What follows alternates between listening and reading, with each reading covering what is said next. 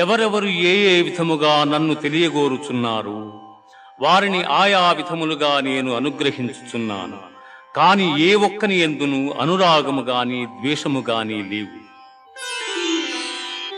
యస్య సర్వే సమారంభాః కామ సంకల్ప వర్జితాః జ్ఞానాగ్నిదగ్ధ కర్మాణం తమాహుః పండితం బుధాః.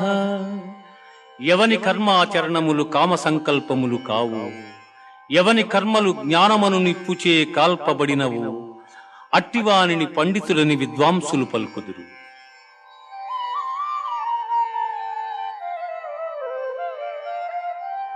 బ్రహ్మార్పణం బ్రహ్మహవిః బ్రహ్మాగ్నౌ బ్రహ్మణాహుతం